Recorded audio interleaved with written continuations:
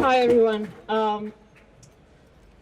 Julian appeared over video link for a little while, and everyone who saw him saw what I had witnessed on Saturday, that he is in a terrible state. He's extremely thin, and it's shocking, frankly, that that he's in this state.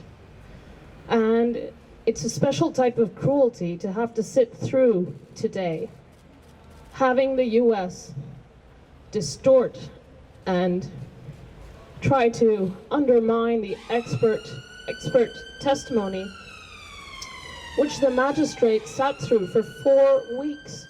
She listened to the facts of this case and came to a conclusion, and that was that Julian will not survive extradition.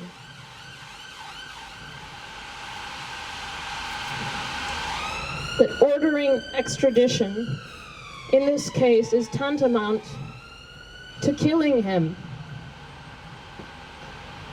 And for every day that passes, the longer this takes, the closer Julian is to death. This morning we heard how the US promoted its so-called assurances. These are not assurances at all. They incorporate within them the caveat that they can change their mind any time and put him under SAMS and ADX Florence, which is a specific conditions that they've outlined in the assurances. But they're not worth the paper they're written on, and that's because the US has multiple ways of isolating prisoners. On any given day in the United States, there are 80,000 prisoners in solitary confinement.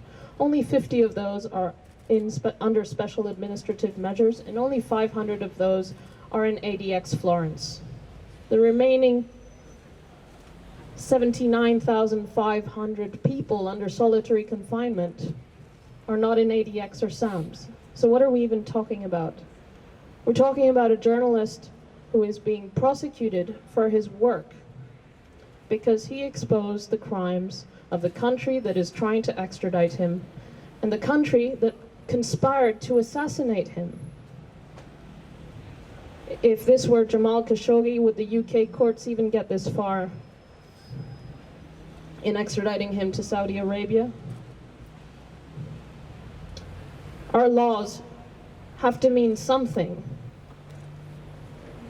The principles of democracy, of an open society, of a fair society, have to mean something. And if they mean something, they mean that Julian cannot be extradited in this case. The US is using these courts, abusing these courts, to further its political persecution of a publisher who was doing his job. And in doing so, it is creating a precedent for all of you and your colleagues that can be used by the United States in the future or by any other country that is paying attention and going to pursue their dissidents, their journalists in the same way. This has to end. Julian has to come home. We have to be able to live freely.